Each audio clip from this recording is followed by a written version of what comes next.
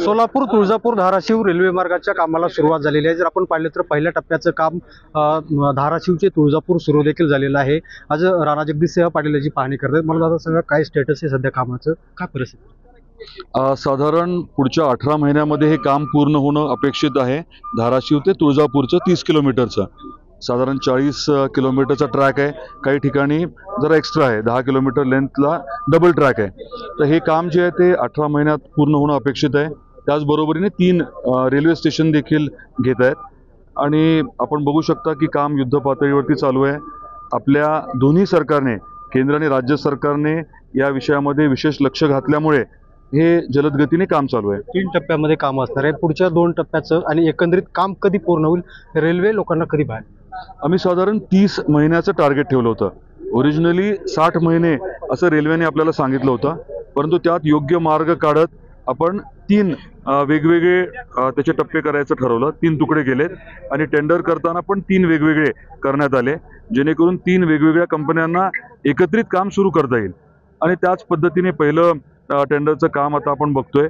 दुसरं आणि तिसरं जे आहे ते महिन्या 2 महिन्यामध्ये प्रक्रिया पूर्ण करून काम प्रत्यक्षात सुरू होऊन जाईल। रेल्वे मार्ग आता रेल्वे सुरू झाल्यानंतर तुळजापूरला जोडलं जाणार आहे। राज्य नाही तर देशभरातून मोठ्या प्रमाणावर भाविक येणार आहे। कसं बघता याकडं, कसं पद्धतीने स्टेटस असणार? हा खूप महत्त्वाचा विषय आहे। आदरणीय पंतप्रधान नरेंद्र मोदी साहेबांनी 2014 मध्ये तुळजापूरला आल्यानंतर याचा उल्लेख केला होता, रेल्वे तुळजापूरला आणण्याचा। आणि स्वाभाविकच आहे की देशभरातल्या भाविकांना ची मोठी सोय होणार आहे आणि आपण तुळजापूरचं पूर्ण कायापालट जे करायचं म्हणतोय, या रेल्वेमुळे प्रचंड फरक पडणार आहे, त्याला खूप मोठा उपयोग होणार आहे। महायुती सरकार आता सत्तेमध्ये आहे, केंद्रात सरकार आपलं जे राज्य सरकार आहे, निधी बाबतीत तर कुठली कमतरता नाही किंवा असं काही अडचणी याचा संबंध आहे? तुम्ही पाठीमागे ठाकरे गटाच्या सरकारमध्ये तुम्ही वारंवार म्हणत होतात की निधी मिळत नव्हता, आता काय तसं काय? आपण म्हणतो ते बरोबर आहे। ठाकरे सरकारच्या काळात राज्य सरकारचा 50% हिस्सा जो आहे तो त्यांनी दिलाच नव्हता, त्यामुळे काम पूर्णतः थांबलं होतं। आणि आपलं सरकार, महायुती सरकार आल्यानंतर लगेच तो निधी उपलब्ध करून दिला।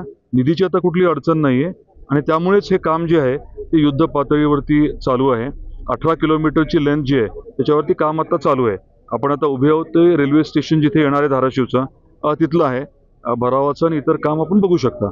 नक्कीच आपण पाहतोय की अगदी आता या रेल्वेचं जे काम आहे ते मोठ्या प्रमाणावर होत असलेलं पाहायला मिळतं आणि कुठेतरी आगामी काळामध्ये या रेल्वे महामार्गामुळे तुळजापूर तीर्थक्षेत्र जे आहे ती रेल्वेला कुठेतरी जोडलं जाणार आहे आणि नक्कीच भाविकांचा देखील मोठी सोय होणार आहे। बालाजी सुरवशे, साम टीव्ही, धाराशिव। देश विदेशातील प्रत्येक घडामोडींचे लाईव्ह अपडेट मिळवण्यासाठी आता साम टीव्हीच्या सर्व सोशल मीडिया प्लॅटफॉर्मला लाईक, फॉलो आणि सबस्क्राईब करा। तसंच सर्व नोटिफिकेशनसाठी बेल आयकॉन प्रेस करायला विसरू नका।